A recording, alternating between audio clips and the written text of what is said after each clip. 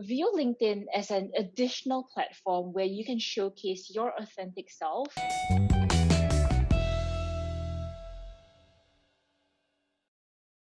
Hey guys, I'm AJ I'm Rini. and welcome to TFA Talkshow. Today with us we have Nas, and she works as an account manager for LinkedIn's talent and learning solutions, partnering with SMEs and enterprises here in Singapore. On top of her primary role, she is one of LinkedIn's Rock Your Profile ambassadors based here in Singapore as well. And she is also an active member of LinkedIn's social impact team where she runs career coaching sessions, returning mothers, students, and retrenched workers, etc. Welcome, Nas.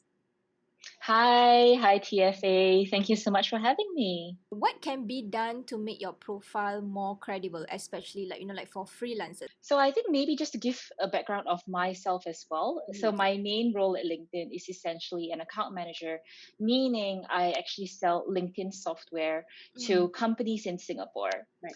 And I've been in corporate sales for, I think, more than 5 years now. Mm. And I would say that LinkedIn is the bread and butter for any modern salesperson. Wow, okay. So I mean, of course, I've had great opportunities via LinkedIn.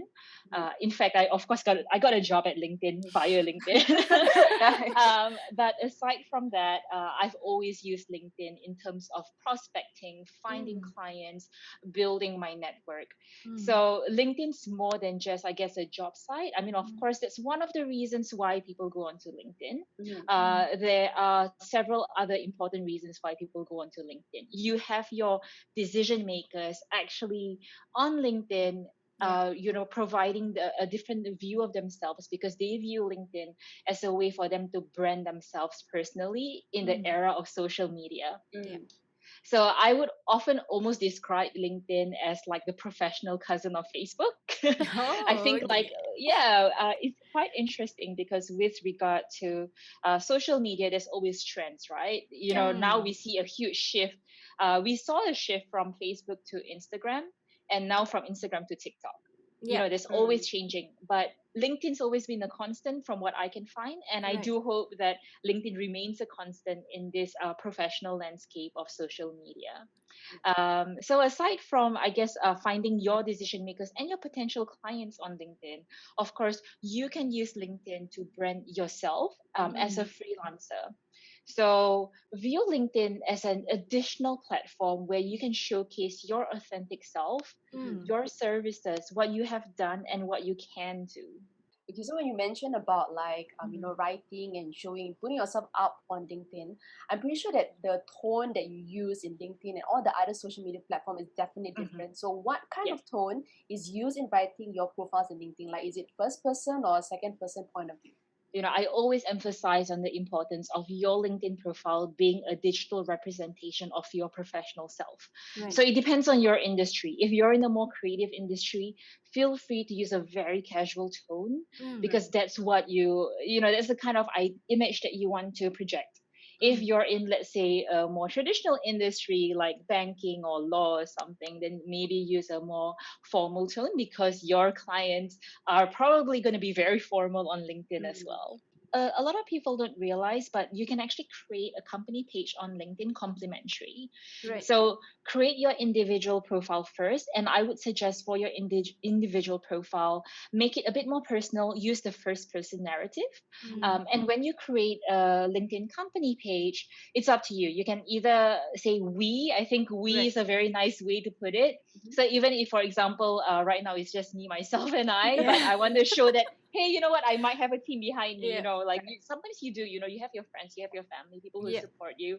So you can still say we, Mm. just to make it seem like a bit more welcoming for everyone to Mm. view you. In terms of freelancers, right? How Yeah. can we as freelancers gain more projects on LinkedIn? Okay, so I think thought leadership Mm. is definitely one way. So because again, LinkedIn view it as a social media, Right. and I think it's really great to at least commit one day a week where you share great articles. You don't need to create the articles. In Right. fact, I haven't created a post myself. Like I've actually shared articles and written like my thoughts on the post, but I haven't Right. created an article myself. Mm. But what you can do is you can leverage all the different resources out there, put it on your LinkedIn, and showcase that you're a leader in your industry or you're an expert in your field. Right. And organically, you will gain a following. Mm. Aside from that, networking is extremely important. Mm. Feel free to go out there and connect with people, and when you connect with people, I actually suggest doing it on your laptop or desktop, Mm. Right. because when you add people on laptop or desktop on LinkedIn, there's actually an option to add a note, so it's always Mm. nice to add a note.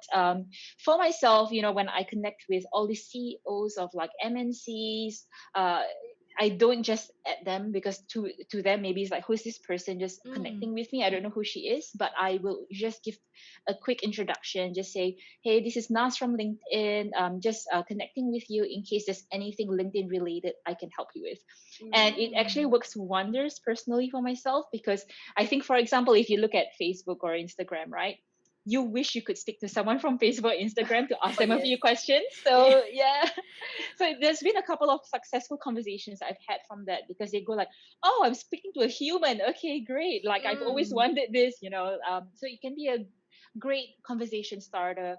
Otherwise, yeah, at least they know why you're connecting with them. They will accept Right. your connection request, Mhm. and from there, if you want to create a conversation, try to find like relevant topics to talk about, and not Mm. just like, "Hi, how are you?" For Right. instance. Okay, so if we're talking about like the LinkedIn space, maybe you could share, because like for every platform, we understand that there's always changes, including like right now Zoom, they always have their updates and fix and everything. And sometimes like we don't know what's going on, so Yeah. we just Yeah. play with whatever that's happening. So Mhm. maybe you can share with us a bit like for LinkedIn, what Mhm. are the new features that we can actually look forward to, or the ones that are less underutilized that people should Yeah. really Yeah. utilize it? Yeah.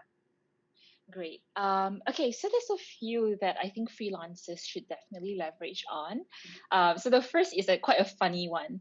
The first is name pronunciation. So we now Mm. have we now have a name pronunciation feature on Yeah. our LinkedIn.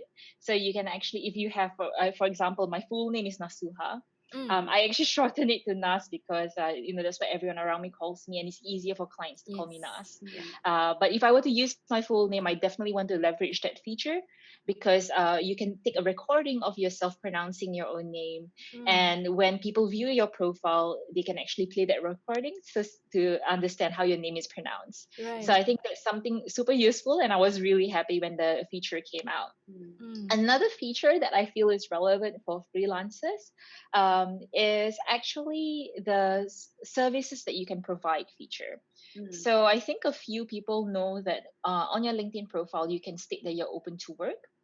Mm. You can also state that you're open to providing services. So personally, for myself, if you look at my own LinkedIn profile, you can see that I have actually said that I'm open to, career coaching. I'm Mm. open to even, I think, resume viewing, Mm. and building leadership skills, things like that.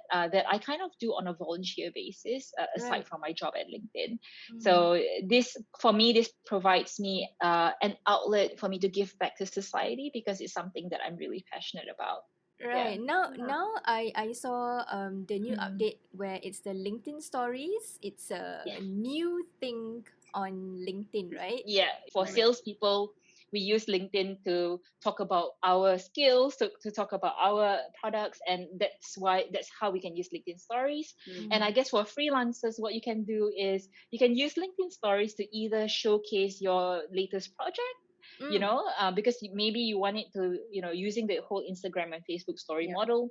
Mm. You don't want it in your feed constantly, but you want it to be there for people to view whenever they want. Mm. And I Right. think it will be fantastic once events open up and we can do like live networking events. Mm. I think that's what LinkedIn stories is great for. Like how, okay, like a lot of people are like they're more comfortable. Okay, firstly, it depends on the generation that you're in first. Mm-hmm.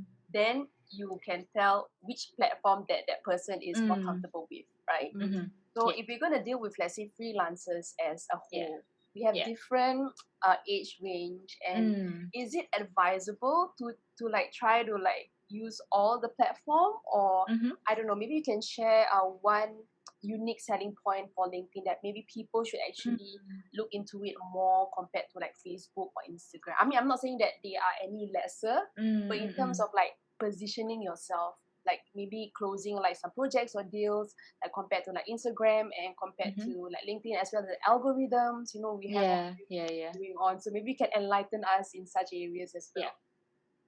Um, so I think for anyone who's posted ads on LinkedIn, you will find that the ads are actually very, very targeted. So even for your average LinkedIn user, when you go past your feed, you will see very few ads, Mm. because LinkedIn actually we are quite strict in the sense that we want the content to be very consumer driven and consumer created, compared to, I guess, other platforms where now I think the ratio of like organic content versus ads is quite skewed. Like Mm. it's, yeah, the ratio is getting closer and closer.